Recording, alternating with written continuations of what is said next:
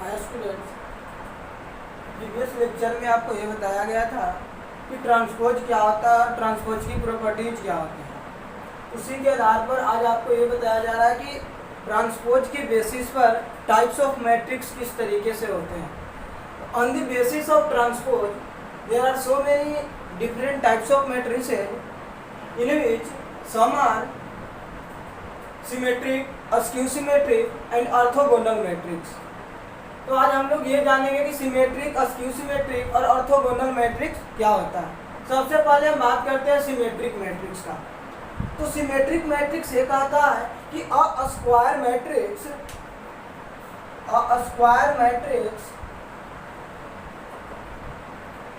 A is equal to Aij is said to be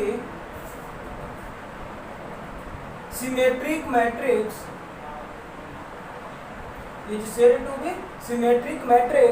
if Aij is equal to Aj, that is A is equal to A transpose.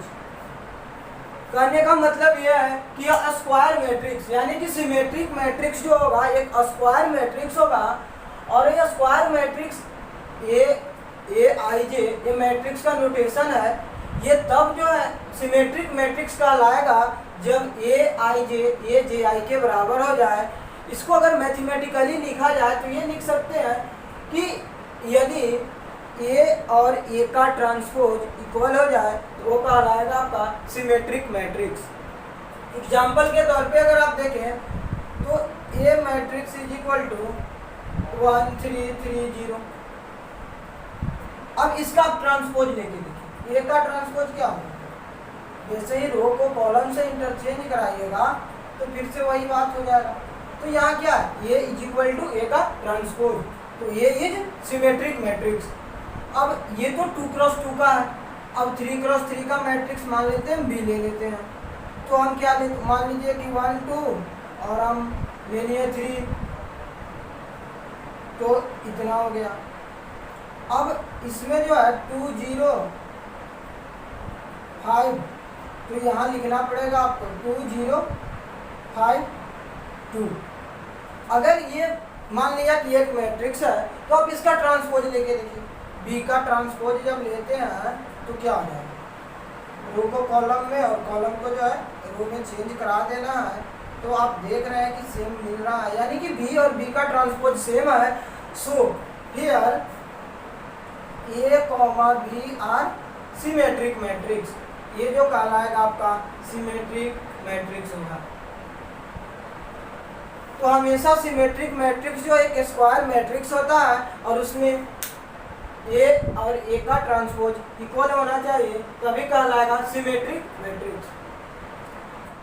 अब हम आगे बात करते हैं askew symmetric matrix का। It is also a square matrix. A square matrix A is equal to Aij is said to be a skew symmetric matrix, is said to be a skew symmetric if Aij is equal to minus Aj।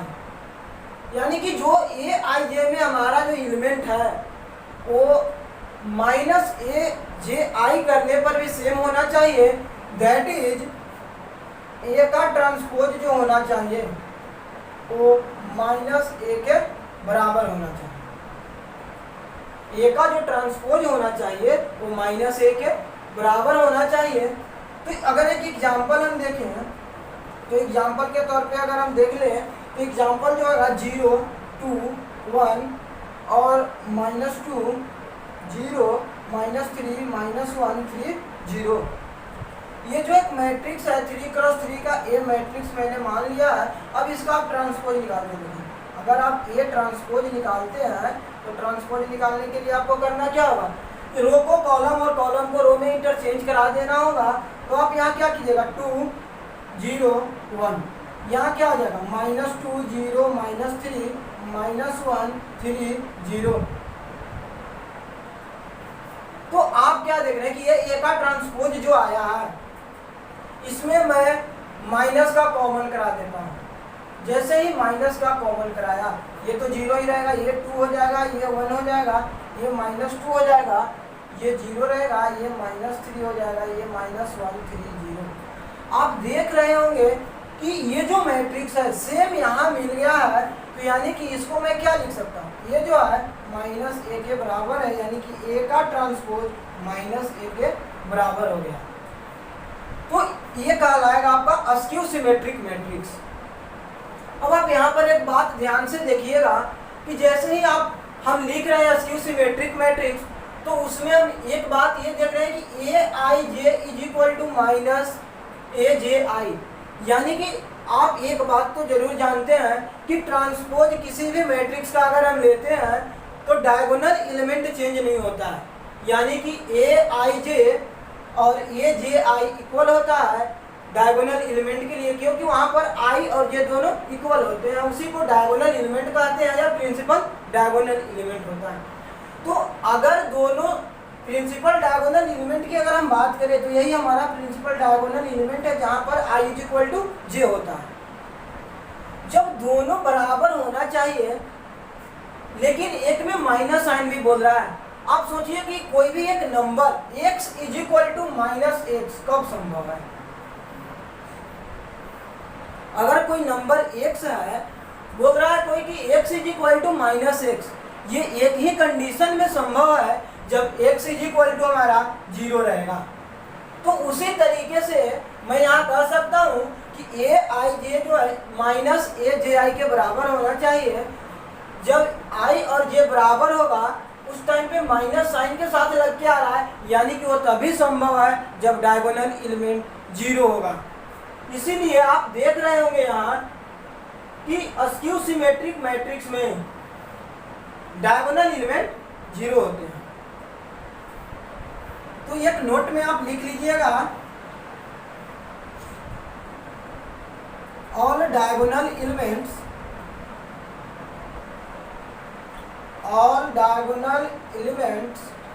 of a skew symmetric matrix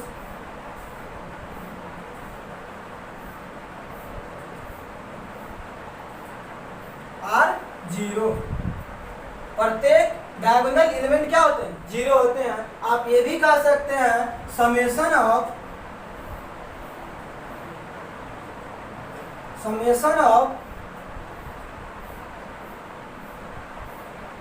diagonal element of a skew symmetric matrix is 0। इसका summation भी 0 होता है। अगर आप askew symmetric matrix की बात कर रहे हैं तो अस्क्यू सिमेट्रिक मैट्रिक्स में a का ट्रांसपोज -a के बराबर होना चाहिए, और जब ट्रांसपोज लेते हैं तो एलिमेंट डायगोनल एलिमेंट चेंज नहीं होता है और दोनों माइनस साइन के साथ बराबर भी होना चाहिए, इसलिए वो 0 ही होना चाहिए। Orthogonal matrix,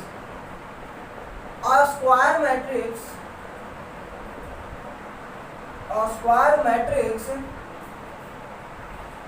in which a into a का ट्रांसपोज आइडेंटिटी मैट्रिक्स होना चाहिए।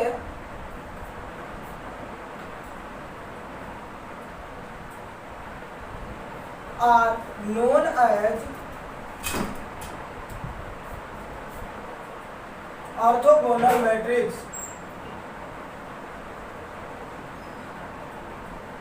ऑर्थोगोनल मैट्रिक्स का ये रहा है कि कोई भी एक ऐसा स्क्वायर मैट्रिक्स होना चाहिए कि उसका और उसके ट्रांसपोज का मल्टीप्लिकेशन कराने के बाद हमें आइडेंटिटी मैट्रिक्स मिल जाना चाहिए। तो उस मैट्रिक्स और उसके रो कॉलम को इंटरचेंज कराने से जो उसका ट्रांसपोज मैट्रिक्स बना है, दोनों का मल्टीप्लिकेशन हमारा आइडेंटिटी मैट्रिक्स होना चाहिए। अब जितने क्रॉस जितने का हमारा मैट्रिक्स होगा उतने ही क्रॉस उतने का ट्रांसपोज मैट्रिक्स होगा, और उतने ही ऑर्डर का हमारा आइडेंटिटी मैट्रिक्स भी बन के आएगा। तो ऑर्थोगोनल मैट्रिक्स कभी कभी सवाल में ये दे देगा कि चेक कीजिए कि क्या ये ऑर्थोगोनल मैट्रिक्स है, या सवाल में आपको ये दे देगा कि कोई भी एक मैट्रिक्स है ये ऑर्थोगोनल मैट्रिक्स, उसमें कुछ वेरिएबल दे देंगे, आपको वेरिएबल की वैल्यू निकालना होगा। तो उस तरीके के आपके सवाल आ सकते हैं। अब देखिए, हो सकता है कि आपको, जैसे मान लीजिए मैं एक एग्जांपल लेता हूं कि ए मैट्रिक्स जो है 1 0 A 3 दे दिया। अब ये बोल रहा है कि find the value of A so that A is orthogonal. अगर A ऑर्थोगोनल है A मैट्रिक्स, तो A की वैल्यू क्या होगा। तो आप क्या कीजिएगा, सिंपली कि आप जानते हैं कि ऑर्थोगोनल मैट्रिक्स होने के लिए क्या होना चाहिए, A इंटू ए का ट्रांसपोज आइडेंटिटी मैट्रिक्स के बराबर होना चाहिए। तो A को लिखिएगा ऐसे, उसके ट्रांसपोज को आप लिखिएगा, उसके बाद ये किसके बराबर होना चाहिए, उतने ही क्रॉस उतने के आइडेंटिटी मैट्रिक्स के बराबर होना चाहिए। अब देखिए, यहाँ मल्टीप्लिकेशन जब हम कराएंगे तो मल्टीप्लिकेशन में जो है रो कॉलम वाइज होगा, रो और कॉलम वाइज मल्टीप्लिकेशन होता है, तो 1 और 0 1 हो जाएगा। यहाँ पर A आएगा, इसमें आइएगा तो A आएगा, और इसमें आइएगा तो ये आपका यहाँ से A स्क्वायर और प्लस का 9 आ जाएगा, 1 0 0 1। तो अब आप देख रहे हैं कि A की कोई भी वैल्यू नहीं आ पा रहा है, क्योंकि A बराबर कराने पर A बराबर 0, लेकिन यहाँ भी 0, और ये चीज़ वैलिड नहीं हो पा रहा है, इसलिए ये नहीं बराबर 0, यहाँ भी A बराबर 0 हो जा रहा है, और A स्क्वायर प्लस 9 बराबर 1 जैसे ही करा रहे हैं, तो A स्क्वायर बराबर -8, ये वैलिड नहीं है, नॉट वैलिड। सो आंसर में आपको लिखना होगा A has no value for A will be orthogonal, कि A का कोई भी ऐसा वैल्यू नहीं आया है, कोई भी वैल्यू हम रखें A का, फिर भी ये मैट्रिक्स जो है ऑर्थोगोनल नहीं बनेगा। कभी कभी सवाल में हो सकता है कि उसकी वैल्यू आ जाए, तो इसी तरीके के सवाल आपको ऑर्थोगोनल मैट्रिक्स में पूछे जा सकते हैं।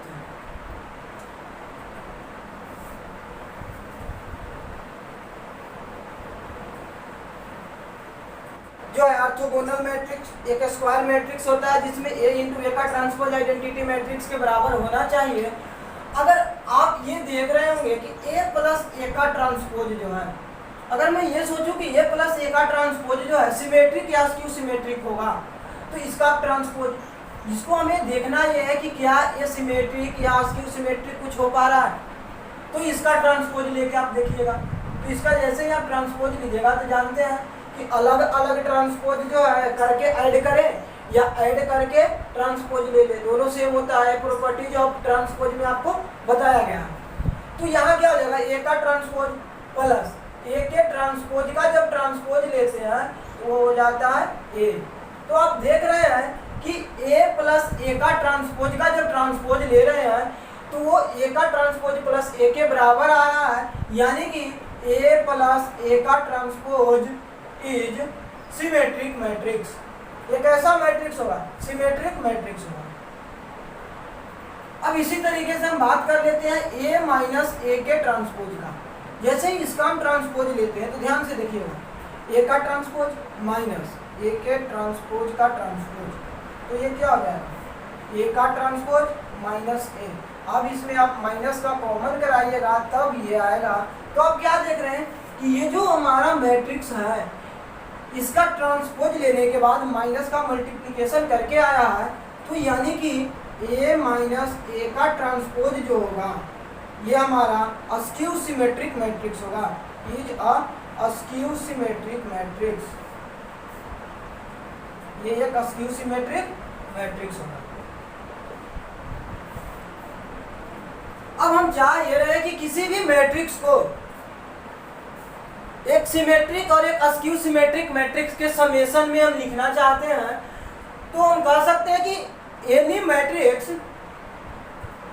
Can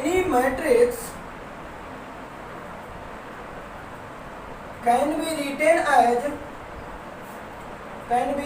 as the sum of symmetric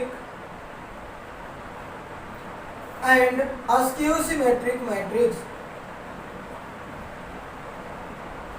किसी भी मैट्रिक्स को सिमेट्रिक और अस्क्यू सिमेट्रिक मैट्रिक्स के समेशन में हम लिख सकते हैं। कैसे? अभी आप देख रहे हैं कि A प्लस ए का ट्रांसपोज सिमेट्रिक आया है, A माइनस ए का ट्रांसपोज अस्क्यू सिमेट्रिक आया है। तो अगर मैं किसी एक मैट्रिक्स को लिख दूं ऐसा कि A प्लस ए का ट्रांसपोज और इसका A माइनस ए का ट्रांसपोज, तो आप देख रहे होंगे कि इन दोनों को ऐड करिएगा तो ट्रांसपोज वाला कट जाएगा और ये half A plus half A यानी कि A के बराबर ही है। तो इस तरीके से किसी भी मैट्रिक्स को सिमेट्रिक और अस्क्यू सिमेट्रिक के समेशन में हम लिख सकते हैं, जिसमें A प्लस ए का ट्रांसपोज जो है सिमेट्रिक है और A माइनस ए का ट्रांसपोज अस्क्यू सिमेट्रिक है। तो किसी भी मैट्रिक्स को हम सिमेट्रिक और अस्क्यू सिमेट्रिक के समेशन में लिख सकते हैं। अगर आपको कोई भी मैट्रिक्स दे दिया और बोल रहा है कि उसका सिमेट्रिक और अस्क्यू सिमेट्रिक के समेशन के टर्म में लिखिए, तो आप लिख सकते हैं। जैसे अगर आपसे ये पूछ दिया सवाल, मान लीजिए क्वेश्चन ये दे दिया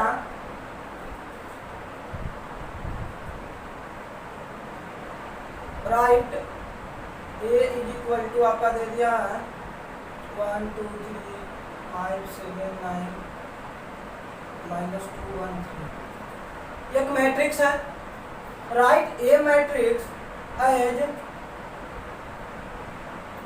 summation of symmetric and askew symmetric. Askew symmetric के समेशन में आपको लिखना है, तो आप क्या कीजिएगा कि इसी मैट्रिक्स को सिमेट्रिक और अस्क्यू सिमेट्रिक के समेशन में लिखने के लिए हम क्या करते हैं, हाफ A प्लस ए का transpose plus half A minus A का ट्रांसपोज करते हैं। तो देखिए हमें क्या लिखना पड़ेगा, अलग अलग दो के समेशन में हमें लिखना है। तो हाफ A, पहले A मैट्रिक्स हमें लिखना पड़ेगा। तो A मैट्रिक्स जो है हम उसको लिखेंगे 1 2 3 5 7 9 -2 1 3, और इसका ट्रांसपोज लिखेंगे। ट्रांसपोज कितना होगा, तो 1 2 3 5 7 9 -2 1 3, ये इसका मैंने ट्रांसपोज भी लिख दिया।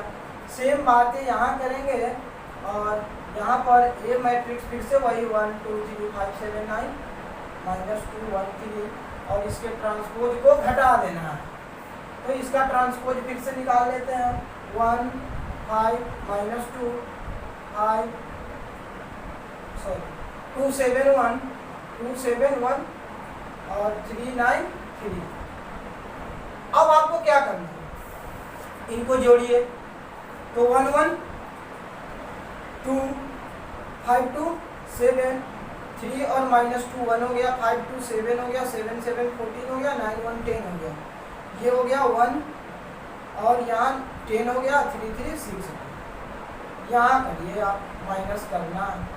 जैसे ही माइनस करेंगे तो ये 0 हो जाएगा, 2 - 5 -3 हो जाएगा, और ये 5 हो जाएगा, ये 3 हो जाएगा, और 7 - 7 0 हो जाएगा, 9 - 1 8 हो जाएगा, -2 और -3 -5 हो जाएगा, 1 - 9 तो -8 हो गया, 3 - 3 = 0।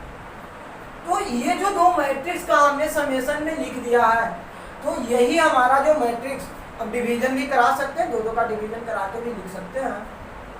तो ये जो दो मैट्रिक्स आया है ये सिमेट्रिक है और ये अस्क्यू सिमेट्रिक के हम समेशन में इसे लिख दिए हैं।